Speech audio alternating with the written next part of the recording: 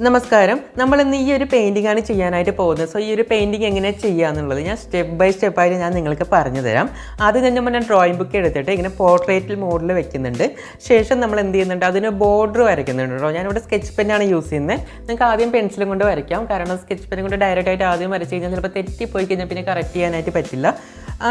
ആദ്യം പെൻസിലും കൊണ്ട് വരച്ചിട്ട് പിന്നെ സ്കെച്ച് പെന്നിലേക്ക് അപ്ഡേറ്റ് ചെയ്യാം. ഓക്കെ, അപ്പോൾ ഞാൻ ഇതേപോലെ ബോർഡർ വരച്ച് കഴിഞ്ഞാൽ നമ്മുടെ പെയിൻറ്റിങ്ങിന് കാണാനായിട്ട് ടോട്ടലി കാണാനായിട്ട് ഒരു ഫ്രെയിമർ ലുക്ക് കിട്ടാനായിട്ട് നമ്മളെ ഹെൽപ്പ് ചെയ്യും. അതുകൊണ്ട് ഞാൻ ആദ്യം എന്ത് ചെയ്യുന്നുണ്ട്, ഇതേപോലെ നീറ്റായിട്ട് ഒരു ബോർഡർ വരച്ചെടുക്കുന്നുണ്ട്.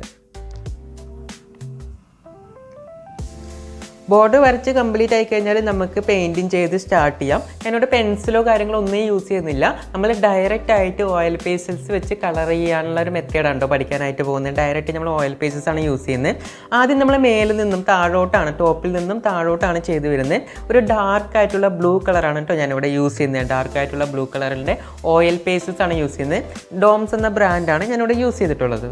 അപ്പോൾ ഏറ്റവും മേലെ ഇപ്പോൾ ഞാൻ യൂസ് ചെയ്തുകൊണ്ടിരിക്കുന്നത് സ്കൈ ആണ്. അപ്പോൾ മേലത്തെ ബ്ലൂ സ്കൈയും താഴത്തെ ഒരു റെഡിഷ് ആയിട്ടുള്ള സ്കൈയാണ് നമ്മൾ ഉദ്ദേശിക്കുന്നത്. പിന്നെ അതിൻ്റെ സെൻട്രലായിട്ട് നിങ്ങൾ കണ്ടല്ലോ, ഒരു ഗ്രൗണ്ട് ഉണ്ട്, ഒരു ഫ്ലേവർ ഉണ്ട്. ഇത്രയാണ് നമ്മുടെ ടോട്ടൽ പെയിൻറ്റിങ് വരുന്നത്.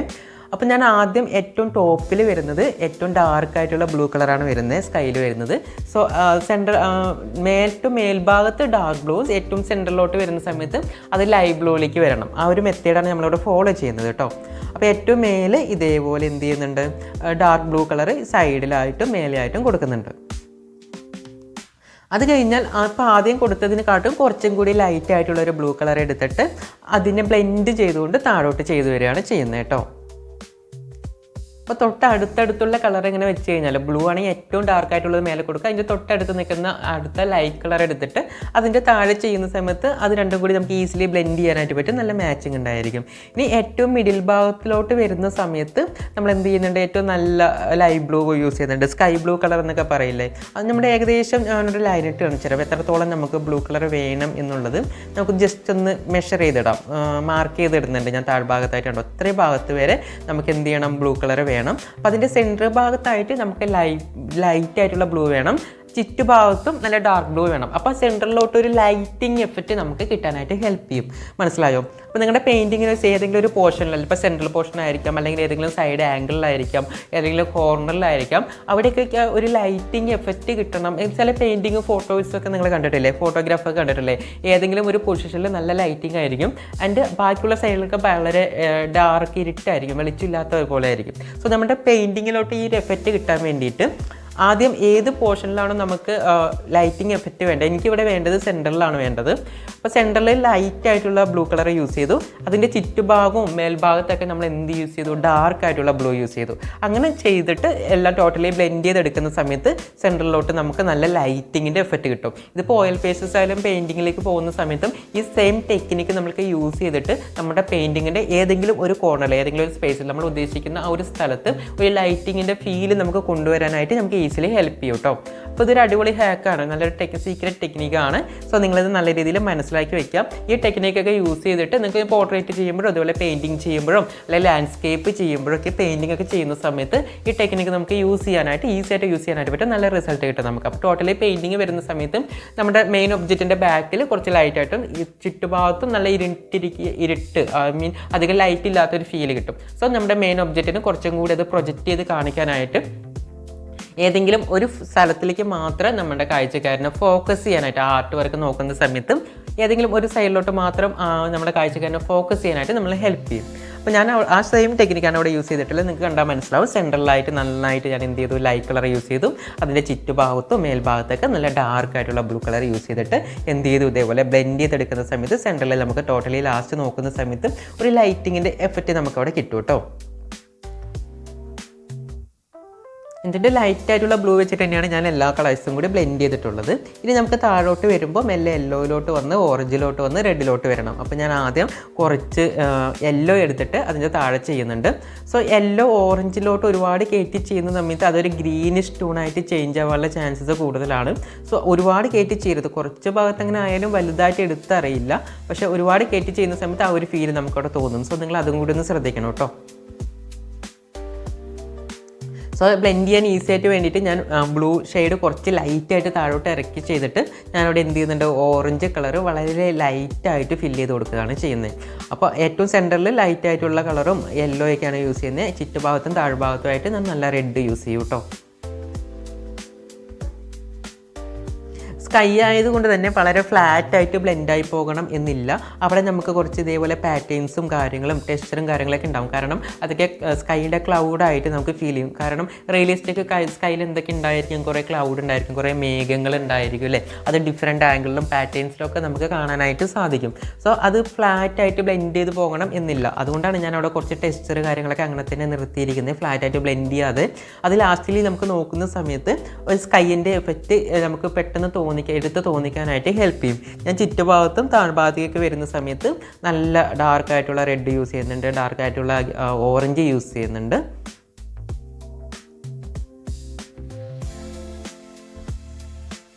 അപ്പോൾ ഏറ്റവും താഴ്ഭാഗത്ത് ഗ്രൗണ്ടിൻ്റെ ഫീൽ കൊണ്ടുവരാൻ വേണ്ടിയിട്ട് നമ്മൾ യൂസ് ചെയ്യുന്നത് ബ്ലാക്ക് ആണ് കേട്ടോ യൂസ് ചെയ്യുന്നത്. അപ്പോൾ നമ്മുടെ പെയിൻറ്റിങ്ങിൽ ബ്ലാക്ക് കളേഴ്സ് യൂസ് ചെയ്യുന്ന സമയത്ത് നിങ്ങൾ ശ്രദ്ധിക്കേണ്ട കാര്യം ഏറ്റവും ലാസ്റ്റ് ബ്ലാക്ക് യൂസ് ചെയ്യാനായിട്ട് ശ്രദ്ധിക്കാം.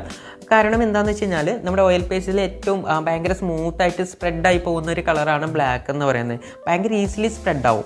സോ ആ സ്പ്രെഡ്നെസ് കുറയ്ക്കാൻ വേണ്ടിയിട്ടാണ് നമ്മൾ ഏറ്റവും ലാസ്റ്റ് യൂസ് ചെയ്യുന്നത്. എവിടെയെങ്കിലുമൊക്കെ ബ്ലാക്ക് വരികയാണെങ്കിൽ അത് ഏറ്റവും ലാസ്റ്റിലേക്ക് വെക്കുകയാണെങ്കിൽ, ഏറ്റവും ലാസ്റ്റ് ബ്ലാക്ക് കളർ കൊടുക്കുകയാണെന്നുണ്ടെങ്കിൽ ആ സ്പ്രെഡ് ആവാതിരിക്കാനായിട്ട് നമ്മളെ ഹെൽപ്പ് ചെയ്യും. കാരണം പിന്നീട് നമ്മൾ അതിൻ്റെ മേലെ കൈവയ്ക്കുന്നോ വർക്കൊന്നും ചെയ്യുന്നില്ലല്ലോ. സോ ഏറ്റവും ലാസ്റ്റ് ഏറ്റവും താഴ്ഭാഗത്ത് ഗ്രൗണ്ടിൻ്റെ പോർഷൻസ് ഞാൻ ബ്ലാക്ക് യൂസ് ചെയ്യുന്നുണ്ട്. ബ്ലാക്ക് കറക്റ്റ് ഒരു സ്ട്രൈറ്റ് ലൈൻ വരയ്ക്കാതെ ഒരു ഗ്രൗണ്ടിൻ്റെ പോലെ ഇങ്ങനെ ഒരു കർവായിട്ടുള്ളൊരു ഗ്രൗണ്ടാണ് ഞാനിവിടെ ചെയ്യുന്നത് കേട്ടോ.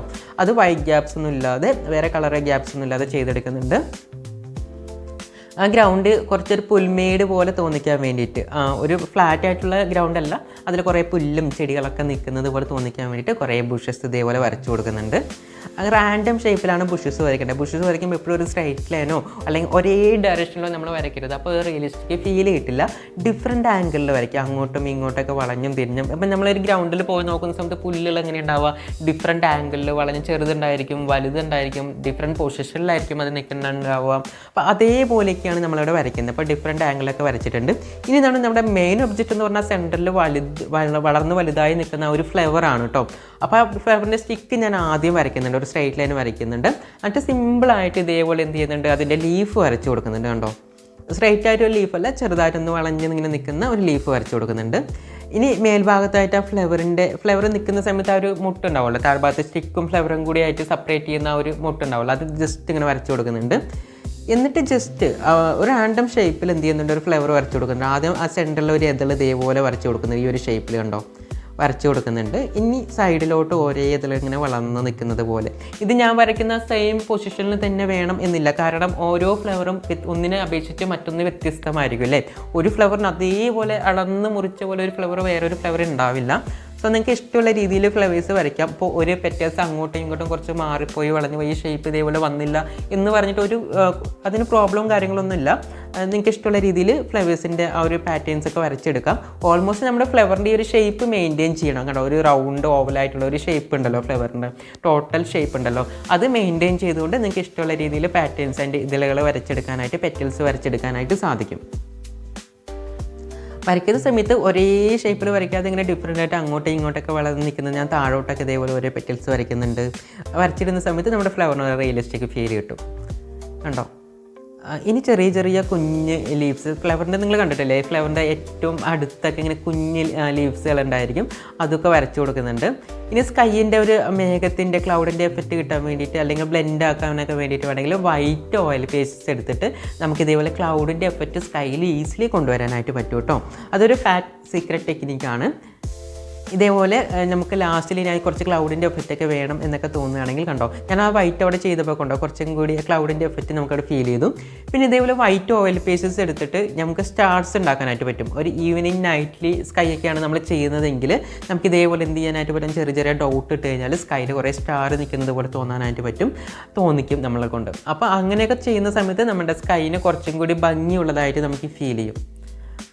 ഇങ്ങനെ ഷെയ്ഡ് ചെയ്ത് കഴിഞ്ഞാൽ ക്ലൗഡിൻ്റെ എഫക്റ്റ് നമുക്ക് കിട്ടും. ഒരു കളർ മറ്റേ കളറായിട്ട് ബ്ലെൻഡ് ചെയ്യാനായിട്ട് നമുക്ക് ഇവിടെ ഒരുപാട് ഷാർപ്പായിട്ട് നിൽക്കുന്നുണ്ട്, അത് കുറച്ചും കൂടി സ്മൂത്തായിട്ട് കാണണം, ബ്ലെൻഡായി നിൽക്കണം എന്നൊക്കെ തോന്നുകയാണെങ്കിൽ നമുക്ക് വൈറ്റ് കളർ യൂസ് ചെയ്തിട്ട് ഇതേപോലെ ബ്ലെൻഡ് ചെയ്തെടുക്കാനായിട്ട് പറ്റും കേട്ടോ. ഞാൻ ഒരുപാട് ഷാർപ്പായിട്ട് നിൽക്കുന്ന അവിടെയൊക്കെ എന്ത് ചെയ്യുന്നുണ്ട്, ഇതേപോലെ ജസ്റ്റ് ഒന്ന് ബ്ലെൻഡ് ചെയ്ത് കൊടുക്കുന്നുണ്ട്. കാരണം ബ്ലൂ ലൈറ്റായിട്ട് വന്നിട്ട് ഓറഞ്ചിലോട്ട് ബ്ലെൻഡ് ചെയ്ത് നിൽക്കുന്നല്ലോ. സോ അത് ബ്ലെൻഡിങ് ഫീൽ അവിടെ തോന്നിക്കാൻ വേണ്ടി ഒരുപാട് സെപ്പറേഷൻ ഇല്ലാതിരിക്കാൻ വേണ്ടിയിട്ട് അവിടെ കുറച്ചൊന്ന് ബ്ലെൻഡ് ചെയ്ത് കൊടുക്കുന്നുണ്ട്. പിന്നെ ചെറുതായിട്ടൊരു ക്ലൗഡിൻ്റെ എഫക്റ്റ് ഞാൻ അവിടെ സ്കൈയിലൂടെ ക്രിയേറ്റ് ചെയ്യുന്നുണ്ട്. റാൻഡം ഷേപ്പ് ആയിരിക്കും. ക്ലൗഡ് ചെയ്യുന്ന സമയത്ത് എപ്പോഴും ഒരു പർട്ടിക്കുലർ ഷേപ്പ് മെയിൻറ്റെയിൻ ചെയ്യരുത്. റാൻഡം ഷേപ്പിൽ വേണം നമുക്ക് ചെയ്യാനായിട്ട്. ആകാശത്ത് കാണുന്ന കുഞ്ഞു കുഞ്ഞു സ്റ്റാറും ചെറിയ ചെറിയ ലൈൻസും, ഇപ്പോൾ വാൽ നക്ഷത്രം എന്നൊക്കെ പറയില്ല, ഇങ്ങനെ നീളത്തിലൊക്കെ വരുന്ന പോകുന്ന പോലെ ആ ഒരു ഷേപ്പൊക്കെ കിട്ടാൻ വേണ്ടിയിട്ട് ചെറിയ ചെറിയ ലൈൻസും കാര്യങ്ങളൊക്കെ വരച്ചു കൊടുക്കുന്നുണ്ട്. അപ്പോൾ സ്റ്റാറൊക്കെ നിറഞ്ഞു നിൽക്കുന്ന ഒരു സ്കൈ ആയിട്ട് നമുക്ക് ഫീൽ ചെയ്യും കേട്ടോ. നല്ല ഭംഗിയായിരിക്കും കാണാനായിട്ട്. ഇതിന് വലിയ ഔട്ട്ലൈൻ വരച്ചിട്ടുള്ള കോംപ്ലിക്കേറ്റഡ് ആയിട്ടുള്ള കാര്യങ്ങളൊന്നുമില്ല. ഭയങ്കര ഓയിൽ പേസസ് മാത്രം വെച്ചിട്ട് നമുക്ക് ഈസിലി നമുക്ക് ചെയ്തെടുക്കാൻ പറ്റുന്ന നല്ല റിസൾട്ട് കിട്ടാൻ പറ്റുന്ന അടിപൊളി പെയിൻറ്റിംഗ് ആണ്. ഇത് നന്നായിട്ട് കട്ട് ചെയ്തെടുത്തിട്ട് നമുക്ക് ഫ്രെയിമൊക്കെ ചെയ്ത് വെക്കുകയാണെങ്കിൽ നല്ല ഭംഗിയായിരിക്കും. നമ്മുടെ റൂമും ഒക്കെ ഡെക്കറേറ്റ് ചെയ്യാൻ വേണ്ടിയിട്ട്, നമ്മുടെ ആർട്ട് റൂമോ സ്റ്റഡി റൂമോ അല്ലെങ്കിൽ നമ്മുടെ ഷോക്കേസൊക്കെ ഡെക്കറേറ്റ് ചെയ്യാൻ വേണ്ടിയിട്ട് അടിപൊളി പെയിൻറ്റിംഗ് ആണ്. പിന്നെ ഗ്രൗണ്ടിൽ ഒരുപാട് ഫ്ലാറ്റായിട്ട് തോന്നുകയാണെങ്കിൽ നമുക്ക് ഇതേപോലുള്ള ചെറിയ ചെറിയ പുല്ലുകളോ അല്ലെങ്കിൽ വളർന്ന് നിൽക്കുന്ന ചെറിയ ഫ്ലവർ ഉണ്ട്, ഇതേപോലത്തെ ഫ്ലേവേഴ്സൊക്കെ നിങ്ങൾ കണ്ടിട്ടില്ലേ, അതൊരു സ്ട്രൈറ്റ് ലൈൻ വരയ്ക്കുക. രണ്ട് സൈഡിലോട്ടും ഇതേപോലെ ഡോട്ട്സ് ഒക്കെ ഇട്ട് കഴിഞ്ഞാൽ ഇതേപോലെയുള്ള ഫ്ലേവേഴ്സ് നമുക്ക് വരച്ചെടുക്കാനായിട്ട് പറ്റും. കണ്ടോ, നിങ്ങൾ ഗ്രൗണ്ടിലൊക്കെ കണ്ടിട്ടില്ലേ ഇതേപോലെ ചെറിയ ചെറിയ കുഞ്ഞു ഫ്ലവേഴ്സ് ഇങ്ങനെ വളർന്ന് നിൽക്കുന്ന ഈ ഒരു ഷേപ്പിലും ട്രയാങ്കിളുടെ ഷേപ്പിൽ ഇങ്ങനെ വളർന്ന് നിൽക്കുന്ന ഫ്ലവേഴ്സ്, ഇതൊക്കെ ഇങ്ങനെ വരച്ച് കഴിഞ്ഞാൽ നല്ല ഭംഗിയായിരിക്കും കാണാനായിട്ട്. അത് ക്ലൗഡിൻ്റെ മേലോട്ട് കുറച്ച് കയറ്റി വരയ്ക്കുന്നുണ്ട്, കാരണം അത് കുറച്ച് എടുത്ത് കാണാൻ വേണ്ടിയിട്ടാണ്. അപ്പോൾ അതും കൂടി വരയ്ക്കുന്ന സമയത്ത് നമ്മുടെ പെയിൻറ്റിങ് കുറച്ചും കൂടി കുറച്ചും കൂടി കുറേ ഒബ്ജക്റ്റ് ഉള്ള ഒരു ഫീലിംഗ് നമുക്ക് അവിടെ കിട്ടും. കുറച്ചും കൂടി ഭംഗിയുണ്ട് അല്ലേ കാണാനായിട്ട്, നല്ല രസമുണ്ട്. സോ ഇങ്ങനെയുള്ള ഡിഫറെൻ്റ് ആയിട്ടുള്ള കാര്യങ്ങളൊക്കെ നിങ്ങൾക്ക് ട്രൈ ചെയ്ത് നോക്കാനായിട്ട് പറ്റും. ഞാൻ ആദ്യം വിചാരിച്ചത് ആ സെൻറ്ററിലെ ഫ്ലേവർ മാത്രം വരയ്ക്കാമെന്നാണ്, പക്ഷേ ഇതും കൂടി ഒന്ന് ട്രൈ ചെയ്ത് നോക്കാമെന്ന് വിചാരിച്ചു. അത് നോക്കുന്ന സമയത്ത് കുറച്ചും കൂടി ഭംഗിയായിട്ടുള്ള തോന്നി. സോ ഞാൻ 2-3 കൂടി എക്സ്ട്രാ വരയ്ക്കുന്നുണ്ട്. അപ്പോൾ ഇതേപോലത്തെ ഫ്ലേവർ തന്നെ വേണമെന്നില്ല, നിങ്ങൾക്ക് വേറെ ഏതെങ്കിലും ഫ്ലേവേഴ്സൊക്കെ വരയ്ക്കാൻ ആഗ്രഹമുണ്ട്, ഇഷ്ടമാണെങ്കിൽ അതൊക്കെ വരച്ച് നിങ്ങൾക്ക് ട്രൈ ചെയ്ത് നോക്കാം, എല്ലാം ട്രൈ ചെയ്ത് നോക്കാം. ഓൾമോസ്റ്റ് നമ്മുടെ പെയിൻറ്റിങ് ഇവിടെ കംപ്ലീറ്റ് ആയിട്ടുണ്ട്. ഞാൻ ഗ്രൗണ്ടിൽ ഇതേപോലെ ചെറിയ ഗ്രാസും കാര്യങ്ങളും ചെറിയ ചെറിയ കുഞ്ഞു കുഞ്ഞു ഫ്ലവേഴ്സിൻ്റെ ഷേപ്പൊക്കെ ഇതേപോലെ വരച്ചു കൊടുക്കുന്നുണ്ട്. അപ്പോൾ ഗ്രൗണ്ട് ഒരുപാട് എംപ്റ്റി പോലെ തോന്നിക്കാതിരിക്കാൻ വേണ്ടിയിട്ടാണ് ഞാൻ അങ്ങനെയൊക്കെ ചെയ്യുന്നത് കേട്ടോ. ഗ്രൗണ്ടിൻ്റെ താഴ്ഭാഗത്തായിട്ട് കുറച്ച് ഗ്രാസും കൂടി ഞാൻ ഇതേപോലെ വരച്ച് ചേർക്കുന്നുണ്ട്, ചെറിയ ചെറിയ ഫ്ലവേഴ്സും കാര്യങ്ങളൊക്കെ വരച്ച് ചേർക്കുന്നുണ്ട്. ഏറ്റവും താഴ്ഭാഗത്ത് നമ്മുടെ ഗ്രൗണ്ട് നിൽക്കുന്ന സ്റ്റാർട്ട് ചെയ്യുന്ന ഭാഗം ഒരുപാട് എംപ്റ്റി പോലെ തോന്നിക്കാതിരിക്കാൻ വേണ്ടി കണ്ടോ ഞാൻ ഇതേപോലെ കുറച്ച് ഗ്രാസും കാര്യങ്ങളൊക്കെ അവിടെ ജസ്റ്റ് ഇങ്ങനെ സ്പീഡിൽ വരച്ച് ചേർക്കുന്നുണ്ട്. അപ്പോൾ നിങ്ങൾക്ക് എല്ലാവർക്കും ഈ ഒരു പെയിൻറ്റിങ് ഇഷ്ടമായെന്ന് വിചാരിക്കുന്നു. നല്ല റിസൾട്ടാണ്. ഇത് ഫ്രെയിമൊക്കെ ചെയ്യുകയാണെങ്കിൽ ചെയ്ത് നോക്കുകയാണെങ്കിൽ നല്ല ഭംഗിയായിരിക്കും കാണാനായിട്ട്. നിങ്ങൾക്ക് ഓയിൽ പേസസ് യൂസ് ചെയ്യാം, വാട്ടർ കളർ യൂസ് ചെയ്യാം, അക്രിലിക് പെയിൻറ്റ് ഏത് മീഡിയം യൂസ് ചെയ്തിട്ട് വേണമെങ്കിലും ഈ ഒരു പെയിൻറ്റിങ് ചെയ്തെടുക്കാനായിട്ട് പറ്റും. ഈ ഷേപ്പ് ഫ്ലവർ തന്നെ വേണമെന്നില്ല, നിങ്ങൾക്ക് വേറെ ഏതെങ്കിലും ടൈപ്പ് ഫ്ലവർ ചെയ്യാൻ ആഗ്രഹമുണ്ടെങ്കിൽ തീർച്ചയായിട്ടും ഇതേപോലെ സ്കൈ ചെയ്തിട്ട് ഇതേപോലെ നമുക്ക് ചെയ്തെടുക്കാനായിട്ട് സാധിക്കും. അപ്പോൾ നിങ്ങൾക്ക് ഇഷ്ടമുള്ള രീതിയിലൊക്കെ ചെയ്യാം. ഫ്ലവറിൻ്റെ സ്റ്റിക്ക് ഞാൻ ഒന്നും കൂടി ഒന്ന് ഡാർക്കൻ ചെയ്ത് കൊടുക്കുന്നുണ്ട്. ആ സ്റ്റിക്ക് എപ്പോഴും ചെയ്യുന്ന സമയത്ത് താഴ്ഭാഗത്ത് കുറച്ച് വണ്ണം കൂടുതലും മേൽഭാഗത്തേക്ക് വരുമ്പോൾ വണ്ണം കുറഞ്ഞും വരണം. എപ്പോഴും സ്റ്റിക്ക് വരയ്ക്കുമ്പോൾ അങ്ങനെ തന്നെ ഫോളോ ചെയ്യാനായിട്ട് ശ്രദ്ധിക്കാം.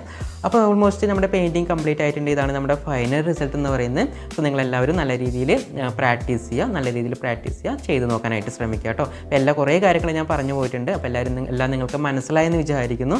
അപ്പോൾ നല്ല രീതിയിൽ എല്ലാവരും പ്രാക്ടീസ് ചെയ്തോളൂ. Okay, thank you.